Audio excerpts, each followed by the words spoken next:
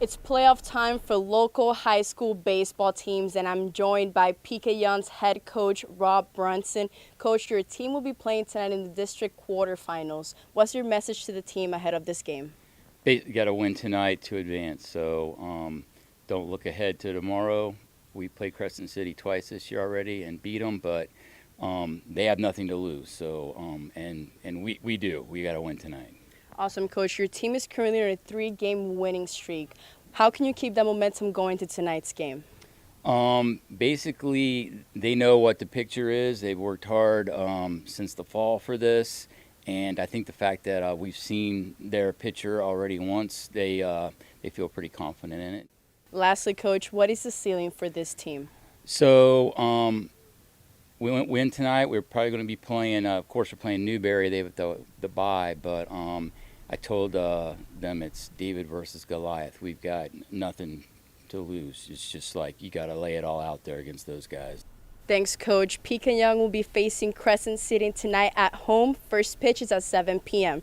Reporting from PK Young, Jelianys, Ramos, WUFT Sports. Today marks the last day of March, and it was filled with ups and downs. Here are my top 3 moments in Gator sports for this month. Starting with the Gators men's basketball team win over Prairie View A&M in the opening run of the NCAA tournament. With a score of 114-55, it was a record-breaking night for the Gators. The team set school records for most points in an NCAA tournament game and in total assists in the game with 29. From a night to remember to a night to forget for Gators basketball. For the first time since 1999, we'll head to the Sweet 16 as they knock off the defending national champs. The team was looking to defend their national title, yet the dream was cut short early in the tournament. As in the round of 32, the team faced the Hawkeyes, losing 73-72. A devastating moment for the team and its Rowdy Reptiles. Staying on the hardwood for the women's, this month was also a roller coaster of emotions. On March 9th, the former coach gets fired, and 2 weeks later, they now have their new head coach, Tammy Reese. On March 24th, she was introduced to the media and fans. A former student athlete and WNBA pick looked to lead the Gators team back into the NCAA tournament this upcoming season. If they do, it will mark the first time in the tournament since 2022. When I asked GHS junior softball pitcher Liana Bordage 3 words to describe her journey with the sport, thrilling was the one that stood out. You get me on the mound, it's just a different zone that I'm in, and I look at the batter, I see where they're at, and I'm like, okay, I'm going to get her on this pitch, and I do, because that's my mentality. That mindset planted from a young age after being introduced to the sport. I started playing whenever I was 6. I played rec ball kind of after my mom because she played in college too. And I found a love for the sport. I kept playing. Liana not only has full control on the mound, but also in the batter's box. Good, Emma. Coming up. But a nagging injury to start her high school career put her on the bench for majority of her sophomore season. Going into my sophomore year is when I knew I had to get surgery. And that was a really big part for me because I had thoracic outlet. I had been struggling with pain for about a year and a half. The syndrome impacts the nerves between the neck and chest. The recovery took time away from the sport she loves. But Liana is back on the mound with one goal in mind. Better than ever, fully refreshed and ready to start my junior season. Liana's accomplishments helped her land a commitment to a D1 school, Texas A&M. This season, through 54.1 innings pitched, Liana struck out 102 batters and didn't allow a home run. My pitching is going to be unlike ever before. I'm coming out with stronger mentality than before. Reporting in Gainesville, Jelianys, Ramos, WUFT Sports. The Gator fans had more than just the game to cheer for. They also cheered for the appearance of the one and only College Game Day. Millions of sports fans every week tune in to see the spectacle, but what they don't see is what goes on behind the scenes. And much like what happens in front of the camera, it's a team effort behind it. Producer is a head coach telling us what play to run.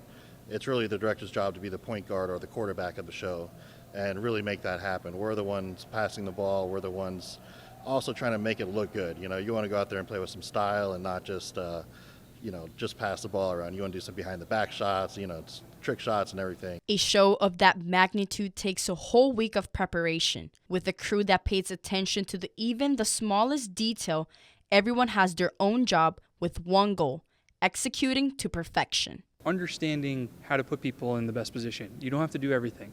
You need the talent to be the talent. You need to produce. You need the director to direct. Everybody's at this level for a reason.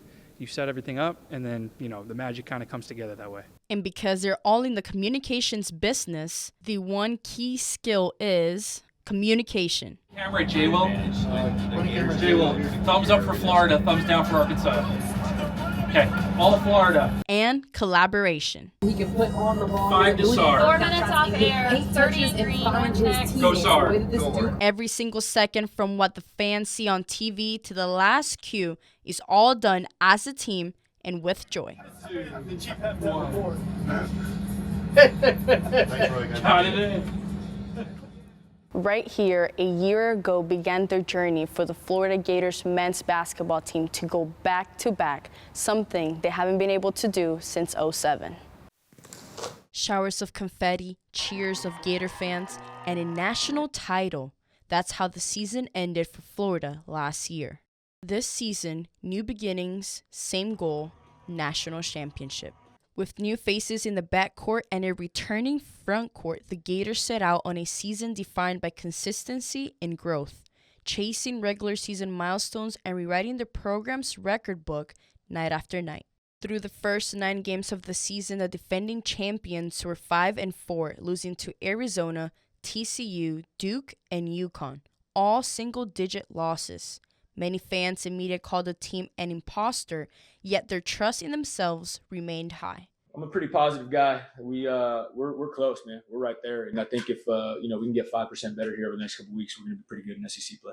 The Gators finished non-conference play 9-4 with SEC play right on deck, and league play had its own challenges for this Gators team, going 5-2 in their first 7 games. But even amongst the adversity, as the song says, the team would not back down.